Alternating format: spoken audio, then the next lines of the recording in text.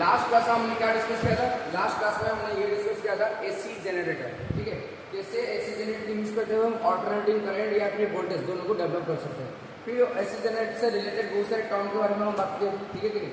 AC generator में होता क्या है? आर्मेचर होता है जो कि क्या करता है ना, मैग्नेटिक फील्ड में रोटेट करता है, एक्सटर्नल टॉर्क हम देते हैं जिसकी वजह से आर्मेचर क्या करता है? रोटेट करता है और लगातार मैग्नेटिक फ्लक्स चेंज होता है। और फ्लक्स चेंज होने के कारण क्या हुआ? फ्लक्स लगातार मैग्नेटिक फ्लक्स चेंज होने के कारण ईएमएफ इंड्यूस होता है, तो हमें ऑल्टरनेटिंग करंट एंड वोल्टेज दोनों मिल रहा था। तो उसका phasor diagram and waveform diagram हमने बनाया था, ठीक है कि नहीं। तो आज जो बेसिकली एसी चैप्टर का मतलब एंड टॉपिक पढ़ने जा रहे हैं, जो लास्ट टॉपिक है बचा हुआ है वो है ट्रांसफार्मर, ठीक है। तो ट्रांसफार्मर को हम पढ़ने से पहले, टॉपिक का नाम है ट्रांसफार्मर। ट्रांसफार्मर को हम पढ़ने से पहले हमें ये, अगर एक बात मैं थोड़ा सा तुम्हें रिकॉल दिलाने के मतलब कोशिश करूँ, क्या हमने इलेक्ट्रोमैग्नेटिक इंडक्शन में एक टॉपिक पढ़ा था, म्यूचुअल इंडक्शन, ठीक है कि नहीं। म्यूचुअल इंडक्शन होता क्या है?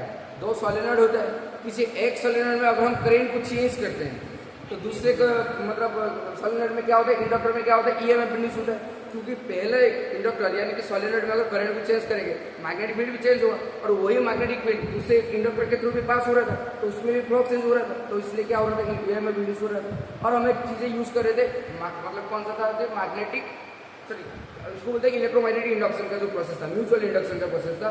और एक कौन सा म्यूचुअल इंडक्शन ए में मतलब पैरामीटर को हम डिफाइन करते हैं, कैपिटल एम डिफाइन करते हैं कि नहीं। म्यूचुअल इंडक्शन कैपिटल एम से, सेल्फ इंडक्टेंस कैपिटल एल से। म्यूचुअल इंडक्शन क्या था ना, flux change in inductor 2 due to the current change in inductor 1। Inductor 1 अगर करंट चेंज होता है तो नाइबरिंग इंडक्टर में क्या हुआ, फ्लक्स चेंज होता है। इसको हम बोलते हैं म्यूचुअल इंडक्टेंस, कैपिटल एम से रिप्रेजेंट करते हैं, ठीक है नहीं। तो ये म्यूचुअल इंडक्टेंस की बेसिस पर, ये प्रिंसिपल पर ये डिवाइस काम करेगा, ट्रांसफार्मर, ठीक है। अच्छा, एसी जनरेटर जो हम पढ़ रहे थे, ये कौन सा प्रिंसिपल पर काम कर रहा था? इलेक्ट्रोमैग्नेटिक इंडक्शन, ईएमआई पर काम कर रहा था। फ्लक्स चेंज हो रहा था ना, ईएमआई इंड्यूस हो रहा था, और अल्टरनेटिव वोल्टेज डेवलप हो रहा था, और वही अल्टरनेटिव वोल्टेज अल्टरनेटिव करंट को डेवलप हो रहा था। लेकिन यहाँ पे ये जो ट्रांसफार्मर जो भी डिवाइस है, ये किस प्रिंसिपल पर काम करेगा? म्यूचुअल इंडक्शन के बेसिस पर काम करेगा। समझ में आएगा बताए? यहाँ पे तो वही दो इंडक्टर होंगे, ठीक है, किसी एक आयरन कोड के ऊपर लपेटे होंगे, तो एक में करंट चेंज होगा तो दूसरे में ईएमएफ इंड्यूस होगा। बिल्कुल म्यूचुअल इंडक्टेंस का कॉन्सेप्ट यहाँ पे लगेगा। समझ में आ रहा है? तो चलिए शुरू करते हैं। तो पहले ये ट्रांसफार्मर है क्या? एक्चुअली ट्रांसफार्मर एक ऐसा इलेक्ट्रॉनिक डिवाइस है जो कि ऑल्टरनेटिव वोल्टेज को क्या करेगा? इंक्रीज करा सकता है एंड डिक्रीज भी करा सकता है। समझ में आ रहा है? ट्रांसफार्मर एक ऐसा इलेक्ट्रॉनिक डिवाइस है जो कि ऑल्टरनेटिंग वोल्टेज जो भी हम सप्लाई करेंगे उसका वोल्टेज को क्या कर सकते हैं? बढ़ा सकता है और घटा भी सकता है। समझ में आ रहा है? तो लिखो, it is a device, it is a device, it is a device which can increase, it is a device which is used to, it is a device which is used to, which is used to increase or decrease alternating voltage, obviously जब भी मैं alternative बात कर रहा हूँ तो ये alternative voltage को हम ऐसे रिप्रेजेंट करते हैं कि नहीं, नॉट साइन ओमेगा टी। अब ये था कि स्टैंडर्ड इक्वेशन ऑल्टरनेटिव वोल्टेज को, तो जब भी हम किसी मतलब सोर्स से ऑल्टरनेटिव वोल्टेज को अप्लाई करते हैं तो ट्रांसफार्मर क्या करेगा? ट्रांसफार्मर ऑल्टरनेटिव वोल्टेज को जब चाहे हम उसको बढ़ा सकते हैं और जब चाहे उसको घटा भी सकते हैं। तो ये काम कौन करता है? ट्रांसफार्मर करता है। मजा आएगा इसी चैप्टर में, कोई बेसिक खतरनाक डेरिवेशंस है ही नहीं इसमें, बस थ्योरेटिकल चीजें समझ में आएगा, ठीक है। इनके device is use to increase और डिक्रीज ऑल्टरनेटिव वोल्टेज, ठीक है। तो ये 2 टाइप का होता है। ये कितना टाइप का होता है? 2 टाइप का। It is of 2 types, it is of 2 types. कौन सा ना, पहला है स्टेप ऑफ ट्रांसफार्मर, पहला तरह है स्टेप ऑफ ट्रांसफार्मर, पहला तरह है step of transformer, step of transformer. और दूसरा होगा तरह step down transformer, step down. Sir इसका मतलब क्या है? अप और डाउन, इसका मतलब क्या है? समझ रहे हो? ट्रांसफार्मर, ठीक है। तो स्टेप, जैसे कि मैंने यहाँ पे बताया कि जो ट्रांसफार्मर है कि एक ऐसा डिवाइस है, इलेक्ट्रॉनिक डिवाइस है जो कि ऑल्टरनेटिव वोल्टेज को क्या करा सकता है? इंक्रीज करा सकता है और डिक्रीज भी करा सकता है। तो ऐसा ट्रांसफार्मर जो कि ऑल्टरनेटिव वोल्टेज को इंक्रीज करा सकता है तो उसको बोलेंगे स्टेप ऑफ ट्रांसफार्मर। समझ में आया? जो वोल्टेज को बढ़ाएगा, जो ट्रांसफार्मर वोल्टेज को बढ़ाएगा, ऑफ लिखा हुआ है ना, मतलब बढ़ा रहा है, तो उसको बोलेंगे स्टेप ऑफ ट्रांसफार्मर। तो स्टेप अप ट्रांसफार्मर क्या करता है ना, वोल्टेज को बढ़ा देता है, वोल्टेज को इंक्रीज करेगा। तो स्टेप डाउन का क्या होगा ना, ऐसा ट्रांसफार्मर जो वोल्टेज को घटाएगा तो उसको बोलेंगे स्टेप डाउन ट्रांसफार्मर। ये क्या क्या करेगा ना, वोल्टेज को घटाएगा। ये जो क्या है, ये अल्टरनेटिव वोल्टेज की बात कर रहा है, समझ आ रहा है? V मतलब अल्टरनेटिव वोल्टेज, ठीक है। V का मतलब ई लिख सकता है। Are you getting my points? ठीक। Step up transformer, step down transformer. Next देखो प्रिंसिपल, कौन सी प्रिंसिपल के बेसिस पर काम करता है? Principle the transformer works on the basis of, on the principle of the transformer works on the principle of कौन सा प्रिंसिपल उपयोगी होता है? Mutual inductance. समझ में आ रहा है? म्यूचुअल इंडक्शन के बेसिस पर ये काम करेगा। The transformer works on the principle of mutual induction, ठीक है। कौन सी प्रिंसिपल पर काम करेगा? The transformer works on the principle of mutual induction. समझ में आएगा बेटे? म्यूचुअल इंडक्शन मैं यहाँ पे लिखता हूँ, that is current change in one coil gives rise induced EMF in neighboring coil, neighboring neighbouring का मतलब समझते हो? जो नजदीक रहेगा, ठीक है। किसी एक इंडक्टर यानी कि सोलेनोइड में अगर करंट को चेंज करेंगे तो दूसरा सोलेनोइड जो होगा उसके पास में रखा हुआ होगा, तो उसमें फ्लक्स के कारण उसमें EMF इंड्यूस हो जाएगा। समझ आ रहा है? तो इस फेनोमेना को हम बोलते हैं mutual induction. The transformer works on the principle of mutual induction, that is current change in one coil gives rise induced EMF in neighbouring coil. समझ में आएगा? ठीक। अच्छा, अब हम बात करेंगे स्टेप अप ट्रांसफार्मर क्या होता है, स्टेप डाउन ट्रांसफार्मर क्या होता है। अच्छा, पहले देखते हैं स्टेप अप ट्रांसफार्मर।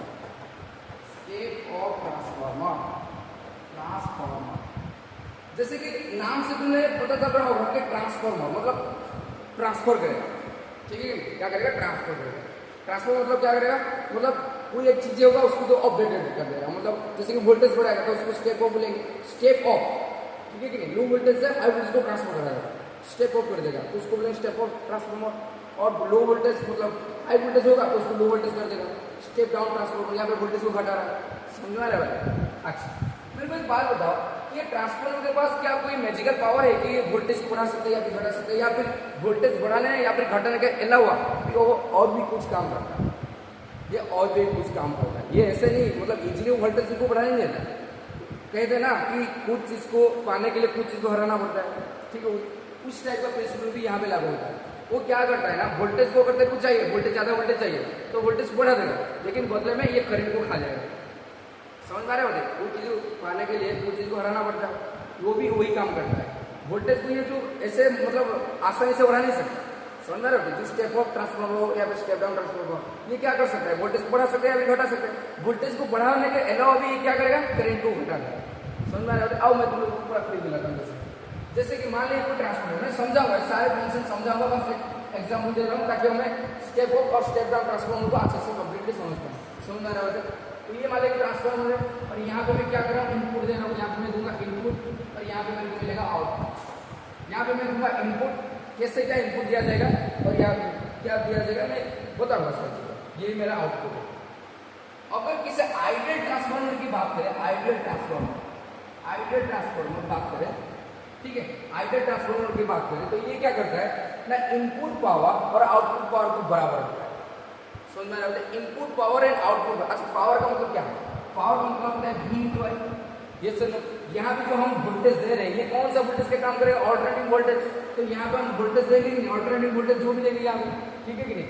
तो उस ऑल्टरनेटिव वोल्टेज के कारण कुछ करंट फ्लो होगा इसमें, ये सर ऑल्टरनेटिव करंट होगा तो उसका पावर आएगा P = V।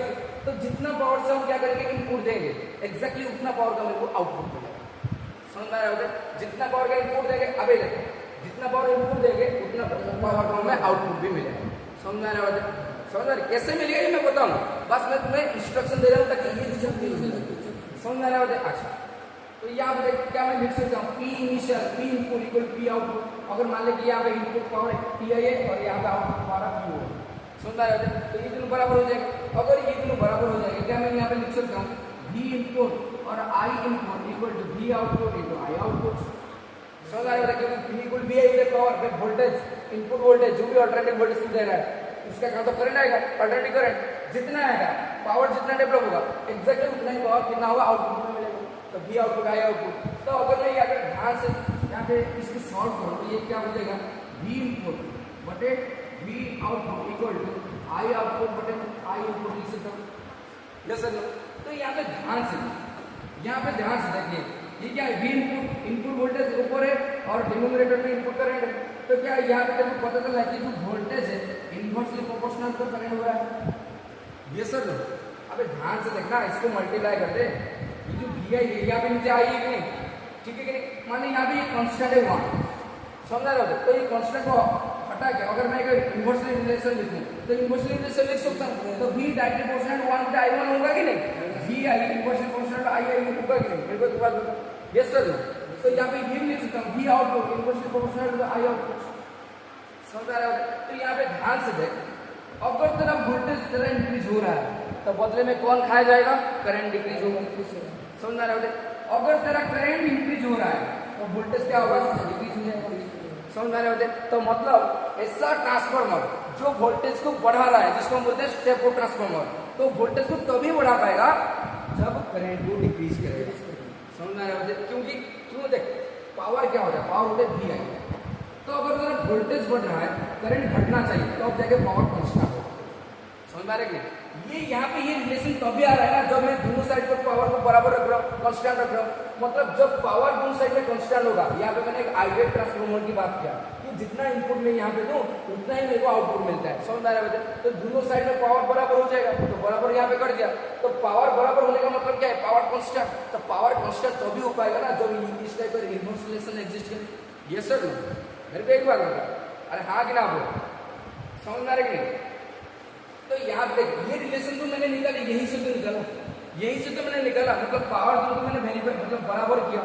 तो फिर उसके बाद मैंने कैलकुलेट कर दिया कि वोल्टेज जो होता है इनवर्सली प्रोपोर्शनल तो करेगा, समझा रहे हो। तो ट्रांसफार्मर क्या करेगा ना, अगर करंट मतलब सर्किट में वोल्टेज को बढ़ा रहा है तो ये करंट को डिक्रीज कराते हुए वोल्टेज को बढ़ाएगा, जिसको बोलेंगे स्टेप अप ट्रांसफार्मर, समझा रहे हो। और स्टेप डाउन क्या करेगा, ये वोल्टेज को कम आएगा, तो वोल्टेज तभी कमेगा ना जब करंट बढ़ेगा, समझ में आएगा। मतलब स्टेप डाउन क्या करेगा, वोल्टेज को सर्किट में कमा देगा और बाइक इंक्रीजिंग करेगा, समझ में आ रहा है। ये चीजें तुम लोग समझ में आ जाएगा, बस मैं तुम्हें ओवरव्यू दे रहा हूँ, समझ में आ रहा है। बोलो अभी से कहाँ से समझ में आ रहा है, मतलब दिक्कत आ रही है, समझ में आ रहा है ना, कुछ नहीं, बस पावर को बराबर है, समझ में आ रहा है ना। पावर तो भी बराबर होता है, किसी भी चीजें हमेशा कांस्टेंट तब रहता है जब दोनों का प्रोडक्ट से किसी एक प्रोडक्ट इंक्रीज हो, किसी एक प्रोडक्ट डिक्रीज हो, समझ में आ रहा है, तभी ये कांस्टेंट रहेगा, समझ में आ रहा है। अच्छा, तो अब देखते हैं स्टेप अप ट्रांसफार्मर क्या होता है। द ट्रांसफार्मर which increase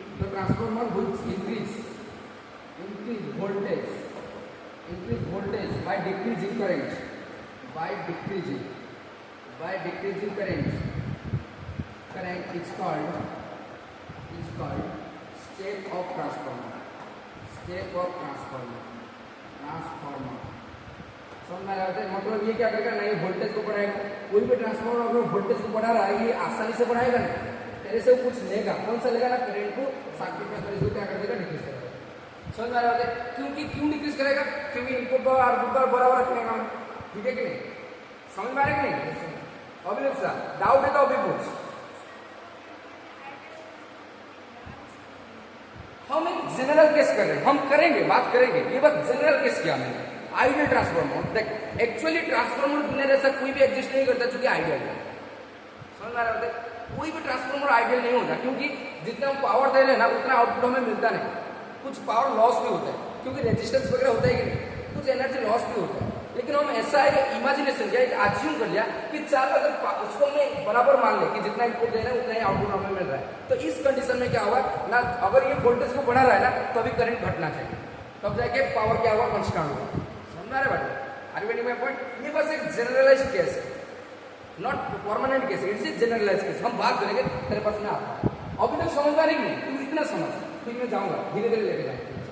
मैं स्टेप अप ट्रांसफार्मर को समझ में आ गया, तो ऐसा ट्रांसफार्मर जो वोल्टेज को सर्किट में इंक्रीज कराता है बाय डिक्रीजिंग करंट, तो उसको बोलेंगे स्टेप अप ट्रांसफार्मर। दूसरा क्या था भाई, यहाँ पे थोड़ा सा स्पेस रखना क्योंकि और सारी चीजें इसमें हम ऐड करने वाले हैं, तो बाद समझने के बाद आ जाएगा। तो स्टेप डाउन ट्रांसफार्मर क्या करेगा, तो बोल स्टेप डाउन ट्रांसफार्मर क्या करेगा, स्टेप डाउन ट्रांसफार्मर क्या करता है, वोल्टेज को घटाना है तो वोल्टेज को तो अभी घटाएगा ना जब करंट इंक्रीज करेगा, according to this inverse relation. ये दोनों का डेफिनेशन मैं बस इस बेसिस पर डिपेंड कर रहा हूँ। मैं मान चुका हूँ कि जितना इनपुट मैं दे रहा हूँ उतना ही मेरे को आउटपुट मिल रहा है, समझ में आ रहा है, जितना इनपुट का पावर है उतना ही आउटपुट का पावर है, पावर दोनों का बराबर है, मतलब पावर कांस्टेंट। तो पावर अगर कांस्टेंट कब होगा, अगर मैं वोल्टेज को बढ़ा रहा हूँ करंट को घटना चाहिए तब जाएगा पावर कांस्टेंट होगा, अगर मैं करंट को बढ़ा रहा हूँ तो वोल्टेज को घटना चाहिए तब जाएगा पावर कांस्टेंट होगा, समझ में आ रहा है, ये सर ना। तो इस बेसिस पर मैं यहाँ पे डिपेंड हुआ। स्टेप डाउन ट्रांसफार्मर क्या है, द ट्रांसफार्मर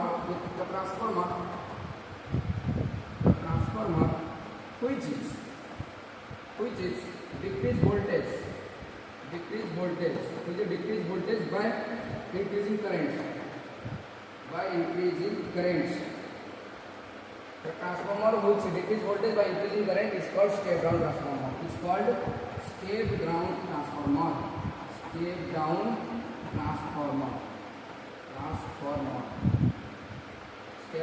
मतलब ये क्या करेगा, वोल्टेज को जरा घटाएगा बाई इंक्रीजिंग करंट, समझ रहे हो ये सर।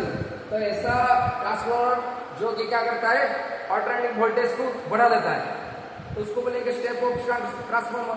और ये वोल्टेज को अकेला नहीं बढ़ाता, करंट को हटा के बढ़ाता है, ठीक है कि नहीं, किसी चीज को इंक्रीज करने के लिए दूसरे चीज को डिक्रीज करवाता है, यस सर नो। तो स्टेप डाउन क्या करेगा ना, वोल्टेज को क्या करेगा, घटाएगा बाई इंक्रीजिंग करंट, समझ में आया।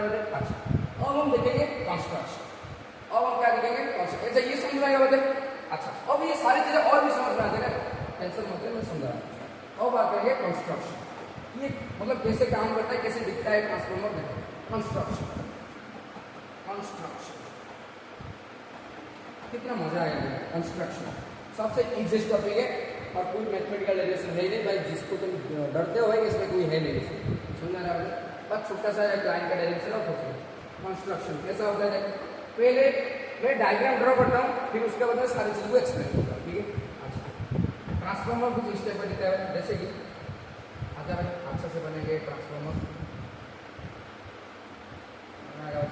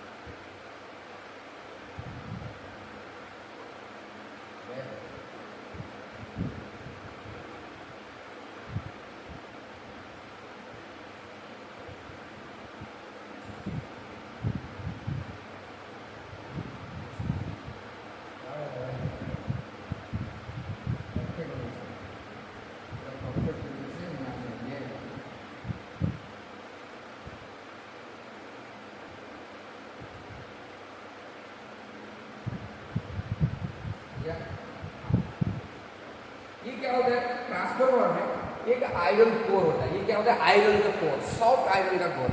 याद रखना सॉफ्ट आयरन क्या चीज है, फेरोमैग्नेटिक मटेरियल जो इजीली मैग्नेटाइज होता है और मैग्नेटिक फील्ड के डायरेक्शन में मैग्नेटाइज होता है, यस सर समझ आ रहा है कि नहीं। फेरोमैग्नेटिक मटेरियल डोमेन्स होते हैं, मैग्नेटिक डायपोल मोमेंट हो गए, समझ आ रहा है कि नहीं।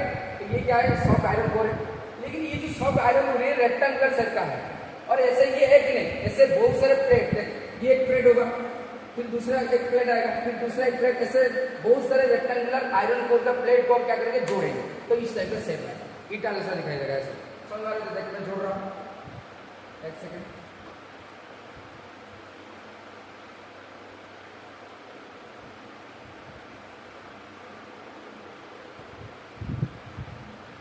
ये हो गया,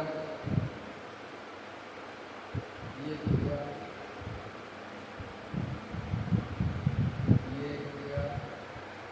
क्या है रेक्टेंगुलर नोक, मतलब रेक्टेंगुलर आयरन कोर है जो पीछे पीछे पीछे पीछे प्लेट, ये एक प्लेट हो गया, देखिए एक प्लेट हो गया, समझ में आ रहा है, देखिए ये एक प्लेट हो गया, ये क्या एक रेक्टेंगुलर प्लेट एक सॉफ्ट आयरन का बना हुआ है, फिर क्या होगा दूसरा एक प्लेट होगा उसके पीछे जोड़ दूंगा ऐसे इंसुलेट करके, ऐसे करके बहुत सारे प्लेट को जोड़ूंगा तो मेरे को इस टाइप का स्ट्रक्चर दिखाई देगा। ये जो यहाँ पे बीच में लाइन खींच रहा हूँ तो ये क्या है, पीछे से जो प्लेट है रेक्टेंगुलर प्लेट है इसको ज्वाइन किया जा रहा है, समझ में आ रहा है, ठीक है, आइडिया आ रहा है कि नहीं। ठीक है, मैं ज्वाइन कर रहा हूँ भाई। देखो क्योंकि ये डायग्राम बहुत इंपॉर्टेंट है, डायग्राम में सारे कॉन्सेप्ट है और कुछ नहीं है, डायग्राम में ही सारे कॉन्सेप्ट है। यहाँ पे पहले खींच देता हूँ नंबर ऑफ टर्न्स। अच्छा सोलेनॉइड में नंबर ऑफ टर्न्स होते हैं, तो यहाँ पे क्या होगा नंबर ऑफ, यहाँ पे क्या नंबर ऑफ प्लेट्स, ठीक है नंबर ऑफ प्लेट्स आ जाए भाई, कितना नंबर ऑफ प्लेट्स आ जाए, कितना रहेंगे इधर आ जाए, 20 लेते हैं लिखा है। ये मैंने क्या किया, ये मैंने एक सॉफ्ट आयरन कोर भर गया, तो मैं यहाँ पे लिखता हूँ सारी चीज़ें यहाँ पे, हटा भाई इसको। ये मेरा क्या है, ये मेरा सॉफ्ट आयरन कोर है, ये मेरा soft iron core, soft iron, soft rectangular, soft rectangular, rectangular iron core, soft rectangular iron core, soft rectangular iron core. हाँ समझ में आ गया होते फेरोमैग्नेटिक मटेरियल, फेरोमैग्नेटिक मटेरियल। तो इसमें क्या होता है ना, तो अच्छा जैसे कि हमने बताया अभी मैं तुम लोगों को बताया कि जो ट्रांसफार्मर होता है वो म्यूचुअल इंडक्शन के प्रिंसिपल पर काम करता है। तो म्यूचुअल इंडक्शन तभी होगा ना जब दोनों सोलेनॉइड हो गए या फिर दो इंडक्टर होगा, दो कॉइल्स होंगे और दो नजदीक नजदीक होंगे, यस सर नो। तो यहाँ पे कॉइल बनाओ, देख कॉइल को कैसे बनाया जाएगा, ये होगा एक कॉइल, यहाँ पे एक सेकेंड,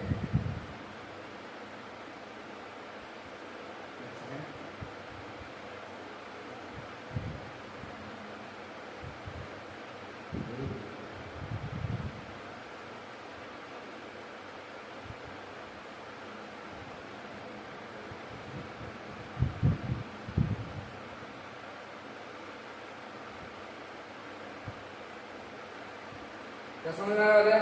ये क्या है, कॉइल से मतलब ऐसे ऐसे ऐसे ऐसे वहां पे बेसिकली कौन सा कॉइल है, कॉपर का कॉइल है, समझ में आ रहा है, कॉपर में बनाया गया।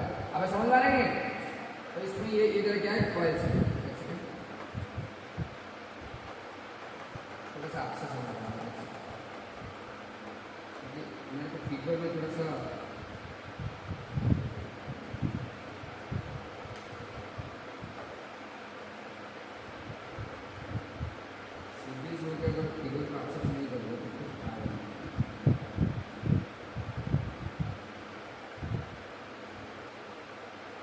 समझ में आ रहा है। अच्छा इधर क्या है, इधर कॉइल है, ठीक है। ये बेसिकली कॉपर का कॉइल होता है जिसको ये वाला जो आयरन कोर का जो ये मतलब ये डंडा है, ठीक है कि नहीं, तो उसका एज के ऊपर ऐसे घुमाया जाता है, ठीक है, ऐसे ऐसे ऐसे ऐसे इंडक्टर ही है एक टाइप का, जिसके अंदर आयरन मतलब रॉड को घुसा हुआ है, आयरन का जो सॉफ्ट कोर है अंदर घुसा हुआ है, समझ में आ रहा है। अच्छा फिर यहाँ पे भी होगा कॉइल, क्योंकि म्यूचुअल इंडक्शन कभी होगा ना जब दो टाइप का कॉइल्स होंगे, यस सर नो। तो यहाँ पे होगा इस टाइप का कुछ,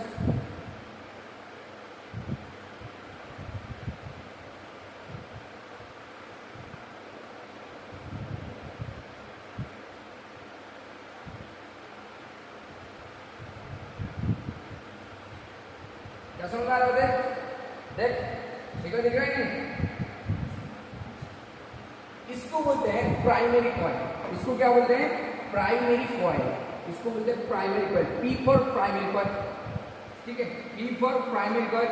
और यहाँ पे ये क्या है, सेकेंडरी कॉइल, मतलब प्राइमरी कॉइल का मतलब क्या है, फर्स्ट कॉइल, सेकेंडरी कॉइल का मतलब सेकेंड कॉइल, तो ये तरह हो गया सेकेंडरी कॉइल, तो ऐसे रिप्रेजेंट करेंगे। मैं यहाँ पे लिख देता हूँ सारी चीजें, P for primary coil, primary coil और फास्ट कॉइल,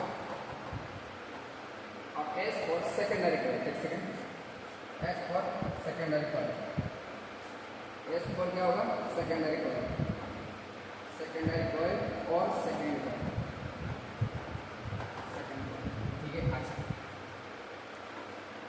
ये हो गया तेरा प्राइमरी कॉइल हो गया, सेकेंडरी कॉइल। अच्छा यहाँ पे क्या होता है ना, हम जो ये क्या करेगा, हम वोल्टेज देंगे इसको, ये क्या करता है, ट्रांसफार्मर ऑल्टरनेटिंग वोल्टेज उसको बढ़ाता है घटा देता है, ठीक है। तो प्राइमरी कॉइल से हम हमेशा क्या करते हैं ना, वोल्टेज का सप्लाई देते हैं, समझ में आ रहा है। प्राइमरी कॉइल से हम क्या करते हैं, वोल्टेज का सप्लाई देते हैं और म्यूचुअल इंडक्शन प्रोसेस होता है, और प्रोसेस के कारण क्या होगा ना, मेरे को सेकेंडरी कॉइल में आउटपुट मिलेगा। प्राइमरी में इनपुट देंगे, इनपुट मतलब क्या देंगे, वोल्टेज देंगे, वोल्टेज का सप्लाई देंगे, ऑल्टरनेटिंग वोल्टेज का सप्लाई देंगे, तो हमें आउटपुट में क्या मिलेगा, वोल्टेज मिलेगा, मतलब ठीक है, ट्रांसफॉर्म आउट वोल्टेज मिलेगा। ये उसको बढ़ाते हुए या फिर घटाते हुए जो भी देगा, लेकिन जो आउटपुट मिलेगा यहाँ पर मिलेगा, ठीक है। तो यहाँ पे हम क्या करेंगे, यहाँ पे वोल्टेज देते हैं, ऑल्टरनेटिंग वोल्टेज। तो यहाँ पे इसके हम क्या देते हैं, ऑल्टरनेटिंग वोल्टेज। यहाँ पे हम क्या देते हैं, वोल्टेज का सप्लाई देते हैं, ये मेरा ऑल्टरनेटिव वोल्टेज होता है, ठीक है। यहाँ पे होगा alternative voltage. Let's say primary coil में हम दे रहे हैं वोल्टेज, तो इसको मैं बोलूँगा ई, समझ में आएगा, क्योंकि प्राइमरी कॉइल से हम वोल्टेज को दे रहे हैं, सप्लाई दे रहे हैं, तो इसको इसका वोल्टेज को मैं क्या बोलूँगा, प्राइमरी वोल्टेज को क्या बोलूँगा, ई प्राइमरी। समझ में आएगा, मतलब प्राइमरी से मैं ऑल्टरनेटिव वोल्टेज को सप्लाई दे रहा हूँ। अच्छा, ये ऑल्टरनेटिव सप्लाई वोल्टेज जो है, तो ऑल्टरनेटिव वोल्टेज कुछ इस टाइप को वेरी करता है कि नहीं, साइनोसॉइडली, यस सर नो। अगर E equal to E naught sine omega T होता है, तो इस टाइप का अगर सप्लाई देंगे तो करंट इस टाइप का फ्लो, वोल्टेज इस टाइप का वेरी करेगा टाइम के साथ। तो एक पॉजिटिव साइकिल हुआ है, नेगेटिव साइकिल होगा, इस सर। तो ये ऑल्टरनेटिव वोल्टेज का अगर सप्लाई दे रहे हैं, तो ऑब्वियस बात है इसमें जो करंट आएगा तो वो भी ऑल्टरनेटिव नेचर का होगा, ठीक है कि नहीं। तो लेट से इसमें जो करंट फ्लो होगा इसको बोलेगा आईपी, क्योंकि क्या है, alternative current in primary coil. EP क्या होता है, ऑल्टरनेटिव वोल्टेज इन प्राइमरी कॉइल। आईपी क्या होता है, alternative current in primary coil. समझ में आएगा। लेट्स से इसमें नंबर ऑफ टर्न्स है एन, क्योंकि प्राइमरी कॉइल है, पी फॉर प्राइमरी, एन क्या है, number of turn, primary coil का नंबर ऑफ टर्न्स। समझ में आएगा। अच्छा, यहाँ पे हम क्या मिलेगा, आउटपुट मिलेगा। तो यहाँ पे हमेशा देखो हम आउटपुट लेते हैं कोई बल्ब लगा के या फिर कोई रजिस्टर लगा देते हैं, ठीक है कि नहीं, जिसके ऊपर हमें आउटपुट मिलेगा। तो मान लीजिए यहाँ पे मैंने क्या लगा दिया, एक लोड लगा दिया, इसको बोलते हैं लोड, जिसका रेजिस्टेंस है। तो ये लोड का मतलब क्या है कि आपको कोई बल्ब हो सकता है, कोई फैन वगैरह, कोई इलेक्ट्रिक अप्लायंस हो सकता है, जो कि क्या करेगा, नेट पावर, मतलब जो मिलेगा, जो वोल्टेज वगैरह जो भी मिलेगा, की करंट मिलेगा, उसको कैप्चर करेगा। समझ में आ रहा है। तो इसको बोलते हैं लोड। क्या बोलते हैं, लोड। लोड क्या होता है, जहाँ पे हम आउटपुट लेते हैं, हम आउटपुट लेते हैं कोई इलेक्ट्रिक अप्लायंस है, कोई इलेक्ट्रिक अप्लायंस है, कोई बल्ब लगा, क्या बल्ब का कोई रेजिस्टेंस होगा, नहीं होगा, तो उसको हम लिखेंगे लोड, ठीक है। अच्छा, यहाँ पे जो हमें वोल्टेज मिलेगा, यहाँ पे हम सप्लाई देंगे इनपुट वोल्टेज, तो यहाँ पे मेरे को आउटपुट वोल्टेज मिलेगा, तो उसमें बोलूँगा ES, voltage in secondary coil. अच्छा, इसमें भी करंट फ्लो होगा, क्योंकि वोल्टेज लेवल होगा तो करंट आएगा, तो इसको क्या बोलूँगा, IS। क्या बोलूँगा, IS। क्या समझ में आ रहा है। अच्छा, ये तरह सेकेंडरी कॉइल है, नंबर ऑफ टर्न्स है, तो नंबर ऑफ टर्न्स इसको क्या बोलूँगा, NS। समझा क्या होता है, number of coils in secondary. तो ये सारे पैरामीटर को मैं यहाँ पे थोड़ा सा लिख देता हूँ, ध्यान से देखना, यहाँ पे थोड़ा सा मैं लिख देता हूँ, ठीक है। ये क्या है, तेरा EP है, primary voltage, primary supplied voltage, primary supplied AC voltage, ठीक है, AC वोल्टेज। IP क्या होगा तेरा, प्राइमरी करंट,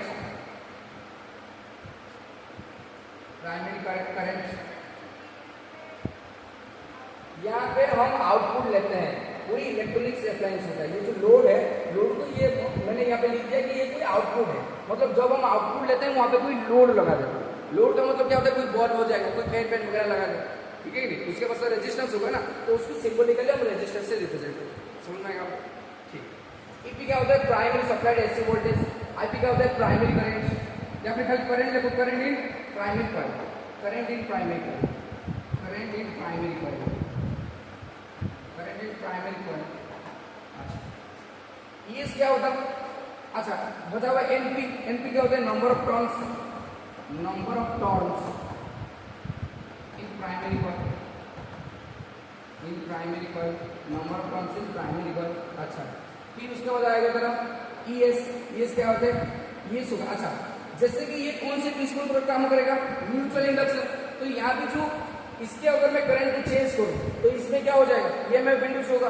भाई एक सिलेंडर में करंट चेंज होगा तो दूसरा सिलेंडर में क्या होगा, EMF इंड्यूस होता है। तो EMF डेवलप होता नहीं, इंड्यूस होता, क्या होता है, इंड्यूस। तो यहाँ पे जो यहाँ पे डेवलप होगा, जो सेकेंडरी कॉइल में EMF आ रहा है, ठीक है, हमें तो यहाँ पे सप्लाई दे रहे हैं, लेकिन यहाँ पे भी EMF आ रहा है, ये कौन सा EMF होगा, इंड्यूस्ड EMF, ठीक है। तो ये क्या लिखा जाएगा, induced voltage in secondary, induced. समझ आ रहा है, ये क्या बोलेंगे, इंड्यूस्ड वोल्टेज, क्योंकि वोल्टेज यहाँ पे हम सप्लाई दे रहे हैं, लेकिन यहाँ पे अपने आप डेवलप हो रहा है, मतलब इंड्यूस हो रहा है, तो इसलिए इसको बोल रहे हैं इंड्यूस्ड वोल्टेज। समझ आएगा, induced voltage in secondary coil, induced voltage in secondary coil, समझ आएगा। अच्छा, उसी तरह IS क्या होगा, induced current, induced current, induced current in secondary coil, induced current in secondary coil. अच्छा NS क्या हो जाएगा, number of turns, number of turns in secondary coil, secondary coil. क्या समझ में आया वैसा नहीं करता था क्या, यहाँ तक सबको समझ में आ रहा है, डायग्राम अच्छे तरीके से क्लियर है कि नहीं। ये होता है ट्रांसफार्मर का एक्चुअल डायग्राम, ठीक है कि नहीं। शायद तुम लोगों ने इलेक्ट्रिक सर्किट दिखा होगा, कुछ इस टाइप का एक रेक्टेंगुलर दिखा है कि इलेक्ट्रिक का बस मतलब दिखा है टीवी वगैरह में, इस टाइप का एक रेक्टेंगुलर का चीज होता है, अगर घर में जाकर दिखोगे तुम वो होता है ट्रांसफार्मर। मैं इंटरनेट में दिखाऊंगा अगर होगा जाता है, ठीक है। Number of turns in secondary coil. अब हम क्या करेंगे, उसका कंस्ट्रक्शन को देखेंगे, ठीक है। यहाँ पे मैं लिखता हूँ कंस्ट्रक्शन, यहाँ पे डायग्राम देखो, जैसे जैसे डायग्राम है कोई चीजें रट्टाफिकेशन नहीं होगा, डायग्राम को देखो, जो तुम्हें नजर आ रहा है, जो भी तुम्हें दिख रहा है वो चीज को लिखते जाओ, समझ में आएगा बात है। देखो कंस्ट्रक्शन क्या है, द ट्रांसफार्मर, देखने के लिए तो मैं कैसे राइटिंग स्किल मतलब राइटिंग को करता हूँ, ये सारी चीज को एक्सप्लेन करता हूँ राइटिंग स्किल से, ठीक है। कुछ चीजें रट्टाफिकेशन जरूरत नहीं है, तो अगर ये इसको एक्सप्लेन कर पाएगा ना तो उतना ही काफी है, समझ आ रहा है। देख मैं कैसे लिख रहा हूँ, देख इसको पूरी रट्टाफिकेशन नहीं लेना है। The transformer consist of a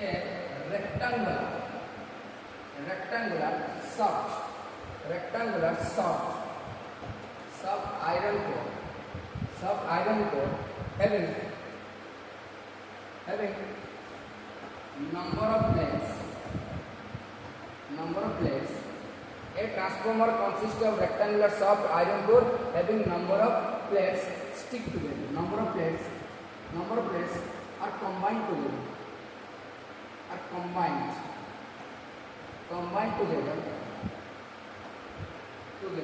By a laminating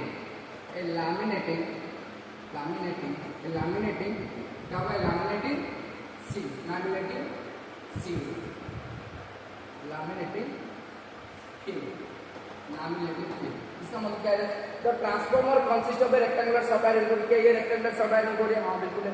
अच्छा iron core having number of plates are combined together, ये क्या नंबर ऑफ प्लेट्स है, नंबर ऑफ रेक्टेंगुलर मतलब क्या है, प्लेट्स ही ये तो है, ये सारे के सारे क्या है, आयरन ही है, सब आयरन है। बस एक के बाद एक क्या करें, रेक्टेंगुलर जो मतलब ये सब आयरन कोर है उसको स्टिक कर रहे हैं बाय लैमिनेटिंग फिल्म्स।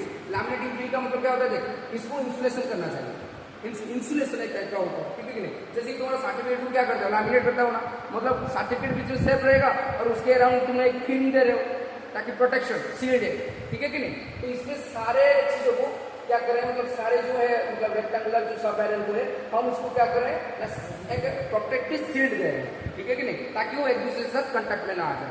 कांटेक्ट आने से क्या होगा मैं तुम्हें आगे समझाऊंगा, समझना है यहाँ तक, ठीक है। The transformer consists of rectangular soft iron core having number of plates are combined together by a laminating film. ठीक है? There are two coils. Namely primary coil bracket में P and secondary coil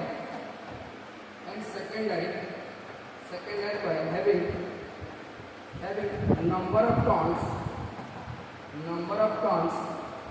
turns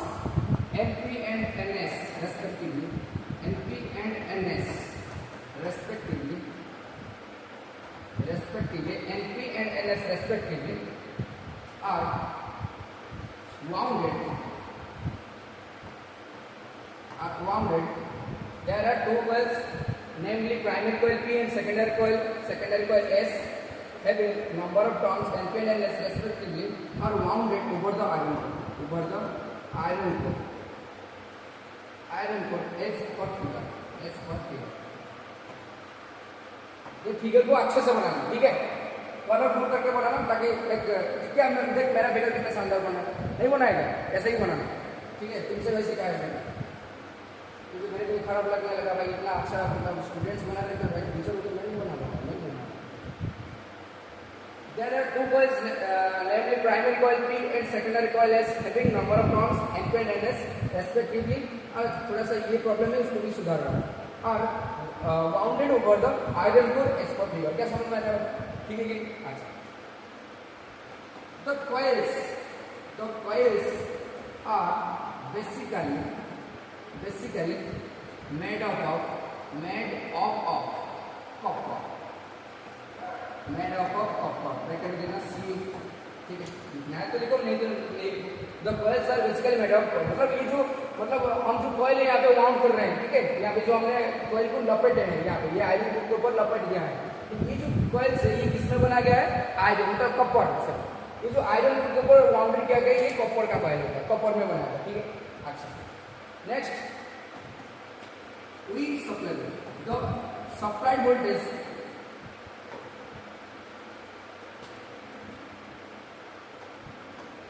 we supply input voltage to the primary coil, हम क्या करते हैं? Primary coil से हम क्या करते हैं? वोल्टेज की सप्लाई देते हैं, ठीक है कि नहीं, और आउटपुट किसमें मिलता है? सेकेंडरी, ठीक है कि नहीं। We supply input voltage to the primary coil and get output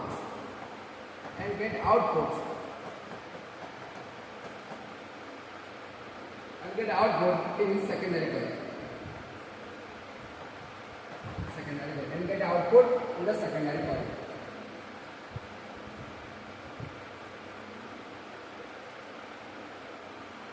ठीक है, we supply input voltage to the primary coil and get output in the secondary coil। क्या यहाँ तक समझ में आएगा? सारी चीजें देख, कितना इजीली हमने चीजों को दिखते हुए क्या सारी चीजें हमने लिखा। बस जरूरी नहीं है कि तुम्हें ये सारे लाइन को पूरा मतलब याद करो, नहीं, बस समझ में आना चाहिए, और बाकी तुम खुद ही अपना लैंग्वेज में लिख सकते हो, कोई गलत बात नहीं है। समझ में आ रहा है? तो इसमें क्या होता है? रफ्तार का जो प्रॉब्लम है वो सॉर्ट आउट हो जाता है। अच्छा, ये हो गया उसका कंस्ट्रक्शन। अब हम उसका वाक्य लिखेंगे, कैसे क्या वाक करेगा? वाक्य लिखेंगे पहले, उसके बाद समझ जाएंगे कि ये कैसे वाक करता है, फिर उसके बाद हम वाक्य लिखेंगे। जैसे कि मैंने बताया कि ये जो ट्रांसफार्मर है ये म्यूचुअल इंडक्शन के प्रोसेस पर काम करता है, ठीक है। होगा क्या है? जो भी यहाँ पर ये होता है प्राइमरी कॉइल, ये होता है सेकेंडरी कॉइल। एनपी का होता है number of turns in primary coil, कितने बार हमने उसको लपेटे हैं, ठीक है कि नहीं। ये हो गया number of turns in primary coil, और यहाँ पे कितने बार यहाँ पे हम कॉइल को लपेटे सेकेंडरी कॉइल में, तो यहाँ पे इसको बोलेंगे number of turns in secondary. समझ में आया? अच्छा, हमेशा हम क्या करेंगे ना, इनपुट वोल्टेज ही देंगे, जो भी अल्टरनेटिव वोल्टेज हम सप्लाई देंगे हमेशा प्राइमरी कॉइल में ही दिया जाएगा, ठीक है। और जो आउटपुट मिलेगा, यहाँ पे एक लोड रजिस्टर लगा रखा है ताकि जितना आउटपुट मिलेगा मेरे को यहाँ पे ही मिलेगा, ठीक है। तो आउटपुट हमेशा मेरे को सेकेंडरी में ही मिलेगा, ठीक है। अच्छा, जब भी मैं यहाँ पे अल्टरनेटिव वोल्टेज को सप्लाई करूंगा, ऑब्वियस बात है अगर वोल्टेज मेरा अल्टरनेटिव है तो ये जो करंट को प्रोड्यूस करेगा वो भी अल्टरनेटिव टाइप का रहेगा, टाइम वेरिंग करंट ही रहेगा। तो जब भी टाइम वेरिंग करंट सोलेनोइड के थ्रू पास होगा, मेरे को एक बात होता है, जब भी कोई करंट सोलेनोइड के थ्रू पास होता है तो क्या होता है भाई? मैग्नेटिक फील्ड डेवलप होता है, ठीक है कि नहीं। और वही मैग्नेटिक फील्ड अगर करंट के साथ साथ चेंज होगा तो फ्लक्स भी चेंज होगा, और फ्लक्स चेंज होने से क्या होता है? इलेक्ट्रोमैग्नेटिक इंडक्शन पढ़ रखे हैं, ईएमएफ इंड्यूस होता है, और वही ईएमएफ से क्या होगा? एक इंड्यूस करंट डेवलप होगा। फंडामेंटल से ही लिखना है, समझ रहा है? जैसे ही करंट इसी डायरेक्शन में जाएगा, देख करंट इधर जा रहा है तो मैग्नेटिक फील्ड डेवलप होगा कि ये सर, क्योंकि टाइम वेरी करंट है, करंट लगातार यहाँ पे डेवलप होता जाएगा, मतलब इस वाइंडिंग के थ्रू पास होता जाएगा तो मैग्नेटिक फील्ड डेवलप करेगा। बताओ इसका मैग्नेटिक फील्ड का डायरेक्शन के थ्रू का राइट हैंड थंब लगाएंगे, करंट किधर जा रहा है भाई? इसी डायरेक्शन में जा रहा है, इसी डायरेक्शन में जा रहा है, ऐसे, ठीक है। करंट के डायरेक्शन में क्या करेंगे भाई? हथेली रखेंगे तो घुमाएंगे, देख नीचे की तरफ आ रहा है तो मतलब पीछे से आ रहा है ना, अबे देख आ रहा है कि नहीं? पीछे से करंट आ रहा है, राइट हैंड थंब के हिसाब से थंब किधर पॉइंट कर रहे हैं? नीचे, तो मतलब मैग्नेटिक फील्ड जो डेवलप होगा इस सोलेनोइड में नीचे की तरफ आएगा। तो मैं बना देता हूँ मैग्नेटिक फील्ड, देख ये तरफ हो जाएगा मैग्नेटिक फील्ड, ये तो एक्चुअली है, ये कलर नहीं है, मैग्नेटिक फील्ड थोड़ा सा ऐसे बनेगा, ये तरफ हो जाएगा मैग्नेटिक फील्ड, ये तरफ हो जाएगा मैग्नेटिक फील्ड, ठीक है कि नहीं। ये तरह क्या हो जाएगा? मैग्नेटिक फील्ड तरफ हो जाएगा, क्योंकि नीचे की तरफ दिखा गया इतना मैग्नेटिक फील्ड है, ठीक है कि नहीं। अच्छा, मेरे को एक बात बता, तो ये तो मैग्नेटिक फील्ड हो गया कि ये मैग्नेटिक फील्ड टाइम के साथ साथ चेंज होगा, बिल्कुल चेंज होगा, क्योंकि इधर करंट क्या है? टाइम वेरिंग करंट है, तो टाइम वेरिंग करंट जब सोलेनोइड में पास होगा तो जो मैग्नेटिक फील्ड डेवलप होगा वो भी टाइम के साथ चेंज होगा कि नहीं? Yes sir. अच्छा, ये जो सोलेनोइड के थ्रू जो है कोर क्या है, आयरन का कोर, जो रेक्टेंगुलर आयरन का कोर अंदर से घुसा है कि नहीं, तो ये कौन सा मटेरियल है, फेरोमैग्नेटिक मटेरियल। तो फेरोमैग्नेटिक मटेरियल का मैग्नेटिक फील्ड का मतलब इन्फ्लुएंस में आ चुका है। हाँ, तो मैग्नेटिक फील्ड में जब फेरोमैग्नेटिक मटेरियल को रखते हैं वो क्या करता है भाई, मैग्नेटाइज होता है। किस डायरेक्शन में मैग्नेटाइज होता है, मैग्नेटिक फील्ड के डायरेक्शन में मैग्नेटाइज होता है। तो मतलब यहाँ पे ये तो हुआ इधर मतलब एक्सटर्नल मैग्नेटिक फील्ड जो कि करंट के मतलब फ्लो होने के कारण सोलेनॉइड में डेवलप हो रहा है। तो ये किसको मैग्नेटाइज करेगा, आयरन को जो इसके अंदर पास हुआ है, ये वाला जो सॉफ्ट आयरन कोर का जो है मतलब एक घंटा इसके अंदर पास हुआ है कि नहीं, तो वो भी मैग्नेटाइज होगा। यस सर नो, तो मैग्नेटाइज हो गया क्या करेगा, मैग्नेटिक फील्ड के डायरेक्शन में और उसका इंड्यूस मैग्नेटिक फील्ड डेवलप करेगा। तो ये मैग्नेटिक फील्ड क्या होगा ना, क्या होगा, ये जो सॉफ्ट आयरन है ये मैग्नेटाइज होगा और मैग्नेटिक फील्ड को क्या करेगा, इसके बॉडी के थ्रू ट्रांसपोर्ट कराते हुए मतलब इस सेकेंडरी कॉइल के थ्रू पास करा देगा। समझ आ रहा है? यस सर नो, भाई मैग्नेटिक फील्ड क्या करता है, अपने बॉडी का अंदर परमेबिलिटी होता है कि नहीं, मैग्नेटिक फील्ड मतलब मैग्नेटिक मटेरियल का होता है कि नहीं, परमेबिलिटी क्या होता है, कितना इजीली वो मैग्नेटाइज हो सकता है, फेरोमैग्नेटिक मटेरियल इजीली मैग्नेटाइज होगा, तो उसका कुछ परमेबिलिटी होगा, वो क्या करेगा, मैग्नेटिक फील्ड को अपने बॉडी को पास होने के लिए देगा। तो जैसे कि यहाँ पे ये जो सॉफ्ट आयरन कोर है, तो ये क्या है, इसके ऊपर तो हमने ये सारी चीजें लॉकेट है, तो मैग्नेटिक फील्ड करंट चेंज के कारण मैग्नेटिक फील्ड चेंज हो रहा है, तो मैग्नेटिक फील्ड के कारण क्या होगा, ये जो तरह से सॉफ्ट आयरन मैग्नेटाइज होगा तो मैग्नेटिक फील्ड डेवलप होगा और वो मैग्नेटिक फील्ड को अपना परमेबिलिटी के कारण क्या करेगा, बॉडी के थ्रू पास होने के लिए देगा। तो ये मैग्नेटिक फील्ड क्या करेंगे, बॉडी के थ्रू पास हो जाएंगे ऐसे और बिल्कुल पास हो जाएगा सेकेंडरी के थ्रू पास होंगे, ऐसे जाएंगे, एक सेकेंड, ऐसे जाएंगे, फिर ऐसे जाएंगे, फिर ऐसे यहाँ पे, फिर ऐसे जाएंगे, फिर इधर से, फिर इधर से आ जाएंगे, क्या समझ में आ रहा है? अच्छा, फिर ये मैग्नेटिक फील्ड क्या करेगा, इधर से जाएगा, एक सेकेंड,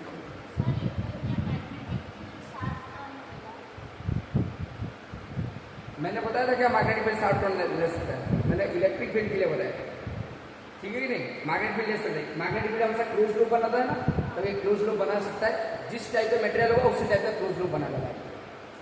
समझ में आ रहा है आपने, समझ में रखने, तो magnetic field break short break मतलब कर सकता है, लेकिन इलेक्ट्रिक फील्ड नहीं कर सकता। समझ में आ रहा है? Yes sir. तो इसी का मैं 60 टन बना रहा हूँ, both questions presence of mind में पूछ सकता है। मैं भी सोच रहा था कि तुम लोग यही क्वेश्चन मेरे को पूछो, लेकिन तेरे आपको में भी ये दिखना चाहिए कि मैं क्लोज लूप बना रहा हूँ। यस सर नो,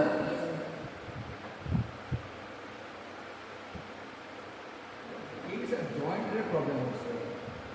चल हो गया, देख ये क्या कर रहा है, क्लोज लूप बना दिया, क्या क्लोज लूप बना रहे कि नहीं, और ये जो मैग्नेटिक फील्ड मैग्नेटाइज हो गया, फुल डेवलप कर लिया, जो किसने डेवलप किया, सॉफ्ट आयरन को।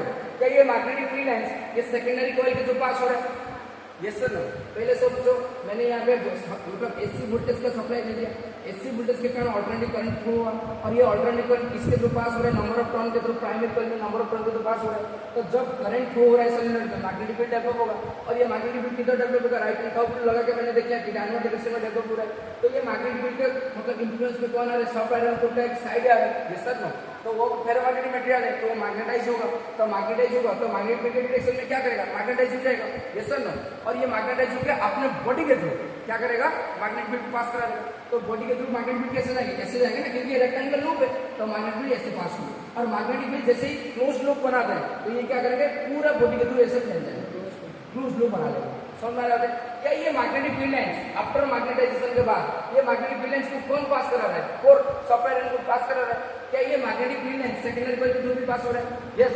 अगर टाइम के साथ साथ ये मैग्नेटिक फील्ड चेंज होता रहेगा तो यहाँ पे भी सेकेंडरी कॉइल के थ्रू यहाँ पे जो मैग्नेटिक फील्ड जा रहा है वो भी चेंज होता रहेगा, यस सर।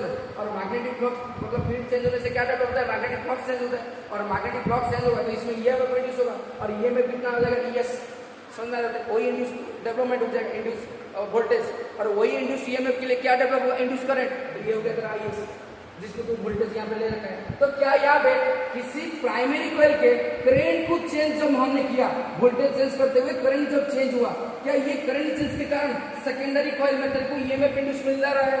तो क्या ये कौन सा प्रोसेस तेरे को मिल रहा है, mutual induction, yes sir no. क्योंकि यहाँ पे दो कॉइल्स है, तो वोल्टेज किसने कहाँ पे गया था? क्या यहाँ पे गया था? ये यहाँ पे गया, यहाँ पे गया था। तो वोल्टेज के कारण क्या हुआ? करंट डेवलप हुआ। तो करंट जब ये सेकेंडरी कॉइल में पास हुआ, मतलब सोलेनॉइड में पास हुआ, क्या इसमें मैग्नेटिक फील्ड डेवलप नहीं होगी? तो हमने बार बार पढ़ चुके हैं, मैग्नेटिक फील्ड डेवलप होगा। और ये मैग्नेटिक फील्ड क्या करेगा? नहीं, जो सॉफ्ट आयरन को इसके जो पास हो रहा है उसको मैग्नेटाइज करेगा, क्योंकि वो फेरोमैग्नेटिक मटेरियल है। और ये मैग्नेटाइज जब हुआ, ये मैग्नेटाइज का मतलब क्या है? ये मैग्नेटिक फील्ड को अपने बॉडी के अंदर पास होने की इजाजत दे देगा। और मैं भी उसके साथ यस सर, ये क्या करेगा? मैग्नेटिक फील्ड को अपने बॉडी के थ्रू पास करा देगा, बिल्कुल क्लोज लूप बना देगा। समझ में आ रहा है? Yes sir. तो ये जो मैग्नेटिक फील्ड जो पास हो रहा है, मतलब सॉफ्ट आयरन के थ्रू, क्या ये सेकेंडरी कॉइल के थ्रू भी पास हो रहा है? बिल्कुल। अगर यहाँ पे देख, यहाँ पे जो करंट है ये टाइम वेरिंग करंट है या फिर कांस्टेंट करंट है? टाइम वेरिंग करंट है। तो करंट अगर टाइम वेरिंग है तो करंट के कारण जो सोलेनॉइड में प्रोड्यूस होगा मैग्नेटिक फील्ड, वो भी टाइम वेरिंग का नेचर का होगा, वो भी चेंज होगा। तो ये अगर चेंज हो रहा है तो इसके सेकेंडरी के थ्रू जो पास हो रहा है वही सेम तो पास हो रहा है magnetic field. Magnetic field produce करेगा प्राइमरी, लेकिन पास किधर हो रहा है? सेकेंडरी में। तो ये अगर चेंज होगा तो इसमें भी सेकेंडरी कॉइल में ये मैग्नेटिक फील्ड भी चेंज होगा। तो ये मैग्नेटिक फील्ड अगर चेंज होगा तो बता फ्लक्स चेंज हो रहा है। अब फ्लक्स चेंज के कारण क्या होगा? इलेक्ट्रोमैग्नेटिक इंडक्शन फेनोमेना डेवलप होगा, ईएमएफ डेवलप होगा। और वही ईएमएफ लिखेगा ईएस, क्योंकि सेकेंडरी कॉइल में तेरे को ईएमएफ मिल रहा है। यस सर ना? अच्छा, ये ईएमएफ के कारण क्या होगा? करंट इंड्यूस होगा। किसमें? सेकेंडरी कॉइल में। इसको मिलेगा आईएस। और ये सारी चीज को किधर ले लेगा? लोड में ले लेगा। समझ में आ रहा है? तो मतलब एक प्राइमरी कॉइल में तू करंट को चेंज किया, लेकिन तेरे को सेकेंडरी में इंड्यूस ईएमएफ मिल रहा है, करंट भी मिल रहा है। तो इस फेनोमेना को हम बोलते हैं म्यूचुअल इंडक्शन, जिसके बेसिस पर ये क्या कर रहा है? जिसके बेसिस पर ये क्या कर रहा है? हमारा जो ट्रांसफार्मर काम कर रहा है। ठीक है कि नहीं? अच्छा, यहाँ पे ये वोल्टेज को कैसे बढ़ाएगा उसका भी फील लेते हैं। देख, क्या यहाँ तक समझ में आ गया? तो ये वाक्य को मैं थोड़ा सा थ्योरेटिकली लिखता हूँ, जो सारी चीजें समझा यहाँ पे लिखता हूँ पहले इनको, फिर उसके बाद डेरिवेशन करेंगे छोटा सा।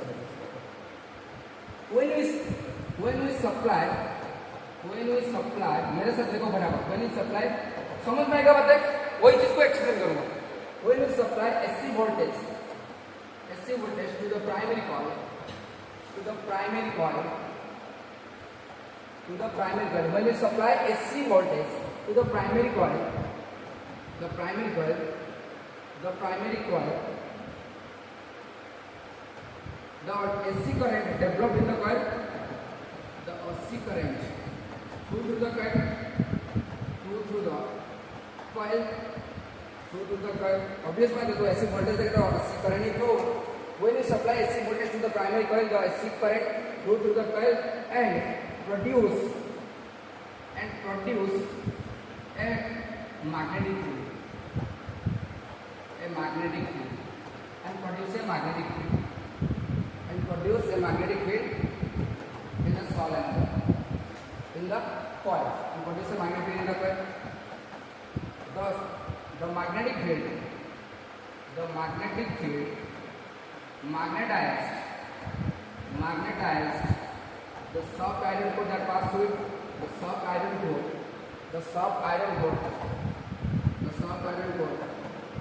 that passed through it,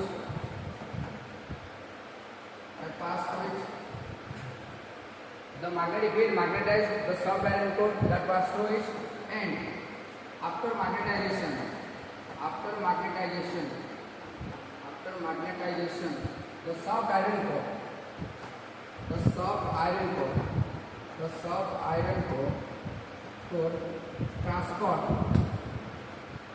the soft iron core transfer the magnetic field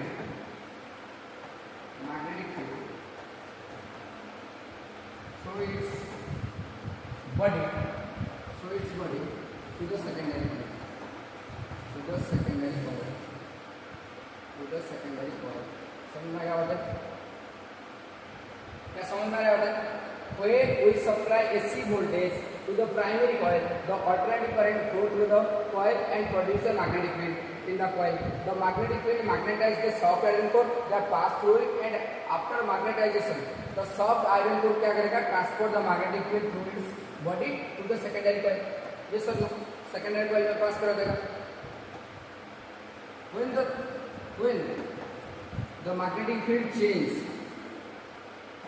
the magnetic flux change, when the magnetic flux change, यहाँ पे लिखना on the due to the mutual induction phenomena, यहाँ पे लिखना due to the mutual induction phenomena,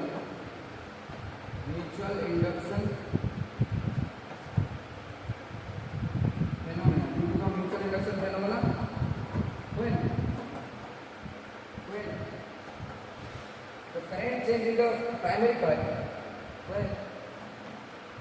the current change in primary coil due to the mutual induction phenomena, the current change in primary coil leads to the clock change in secondary coil, समझ में आ रहा है? इसमें current change होगा तो magnetic field भी change होगा, तो मैग्नेटिक फील्ड चेंज होगा तो सेकेंडरी कॉइल में क्या होगा, क्लॉक चेंज होगा, तो क्लॉक चेंज होने से क्या डेवलप होता है, ईएमएफ, तो ईएमएफ किसको प्रोड्यूस करेगा, करंट को, प्लस बात से कितना है, ठीक है। Due to the mutual induction phenomena when the current change in primary coil leads to the clock change in the secondary coil, there is an EMF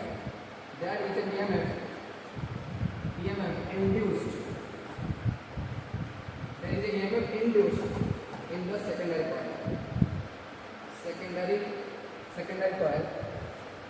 and hence induced current, and hence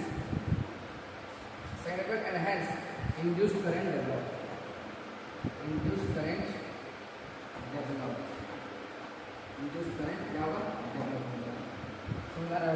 Due to the mutual induction phenomena, when the current change in primary coil leads to the clock change in secondary coil, there is an EMF induced in the secondary coil, and hence induced current developed. समझाएगा ये सब induced current developed. ये तरह हो गया वाक्य समझ में आएगा, इतना लिखना है, ज्यादा लिखने की जरूरत नहीं, इतना लिखना है, ठीक है। अच्छा, फिर उसके बाद हम क्या करते थे, अगर मैं तेरे को यहाँ पे एक बात बताऊं कि ऐसे कंडीशन होता है, अच्छा ये ट्रांसफॉर्मर हो गया, ठीक है, मैं भी एक बात बता कि जब इसमें मैग्नेटिक फील्ड डेवलप होता है, इसमें ईएमएफ इंड्यूस होगा, ठीक है कि नहीं, तो ये करंट इस कॉइल के थ्रू पास होगा, तो कॉपर का अपना कुछ रेजिस्टेंस होता है, तो रेजिस्टेंस होता है, तो ये जो करंट इसमें इंड्यूस करंट होगा उसको भी जो अपोजिशन में लेगा कुछ पावर लॉस होगा, ठीक है कि नहीं। तो होता क्या है, जनरल केस की अगर बात करें, इन जनरल दुनिया में ऐसा कोई भी ट्रांसफॉर्मर नहीं है जो कि कंप्लीटली क्या करेगा, इनपुट को आउटपुट में बदल देगा, मतलब जितना तो सप्लाई दे रहा है एग्जैक्टली उतना सप्लाई को मिलेगा, इतना मिलता है। मान ले कि 100 वाट का तू यहाँ पे पावर देगा, ठीक है, तो तेरे को यहाँ पे आउटपुट में 90 वाट का पावर मिलेगा, 10 वाट का पावर तो तेरे को लॉस नहीं होना है। बहुत सारे लॉसेस हम पढ़ेंगे ट्रांसफॉर्मर में, लेकिन इतना तो ये तय है कि